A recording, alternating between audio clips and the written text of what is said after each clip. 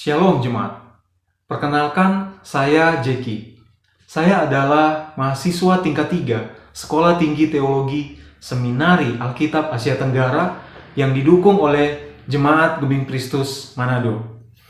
Satu saat saya pergi ke tempat pariwisata di Kota Batu. Saya memperhatikan satu hal, yaitu para layang. Jika saya melihat para layang ini dari jauh, saya hanya akan melihat parasutnya dan seorang pilot yang mengendalikan. Tetapi ketika saya melihat dari dekat, saya akan melihat ada begitu banyak tali-tali kecil yang sangat kuat. Dan tali-tali ini sangat penting untuk keamanan pilot. Artinya adalah pilot ini bersandar kepada tali-tali yang kecil itu. Kemudian saya berpikir, tentunya semakin banyak tali akan semakin aman, bukan? Tetapi tidak demikian dengan iman kita. Tuhan tidak mau kita punya banyak tali untuk menjadi tempat kita bersandar. Tuhan mau kita bersandar hanya kepada satu tempat, yaitu Tuhan sendiri. Inilah yang diinginkan Tuhan Yesus kepada murid-muridnya di dalam Matius 10 ayat 9-10. Tuhan Yesus berkata, "Janganlah kamu membawa emas atau perak atau tembaga dalam ikat pinggangmu. Janganlah kamu membawa bekal dalam perjalanan.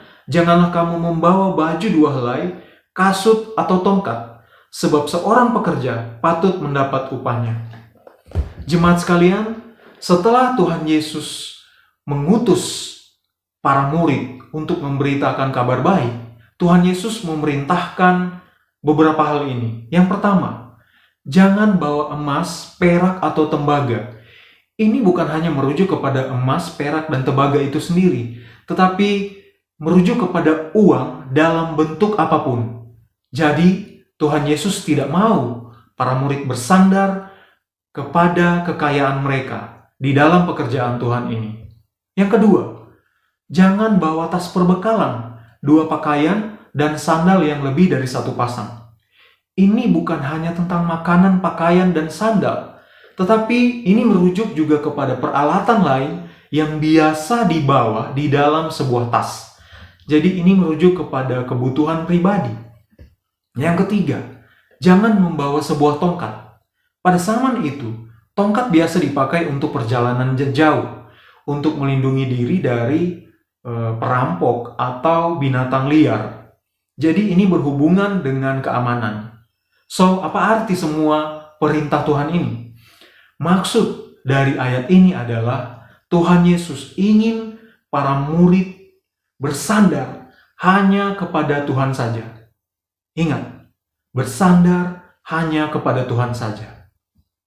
Jemaat sekalian, pandemik dan resesi ekonomi menekan kita dengan sangat berat, dan kita jatuh kepada pemikiran bahwa Tuhan sudah tidak cukup untuk membuat kita merasa nyaman dan aman.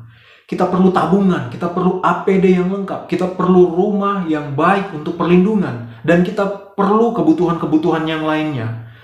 Ya, jemaat, itu semua memang baik. Itu adalah anugerah Tuhan bagi kita.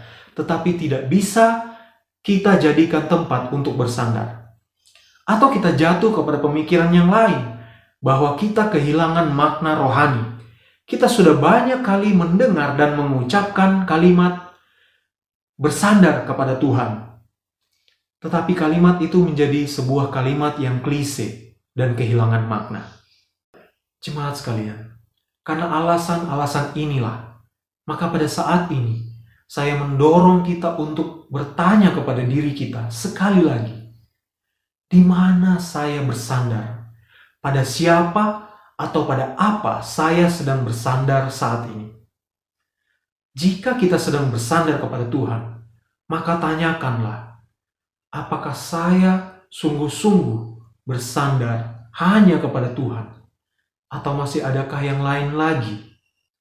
Jemaat sekalian, jika kita mengikatkan diri kepada sesuatu yang bukan Tuhan, maka saya percaya bahwa karena kasih karunia-Nya yang besar, Dia akan memutuskan tali-tali pengikat itu, supaya Dia dapat memegang kita dengan erat, di mana terdapat kenyamanan dan keamanan yang sejati. Dan itulah kabar baiknya bagi kita. Semoga kita dapat kembali bersandar hanya kepada Tuhan saja. Tuhan Yesus memberkati.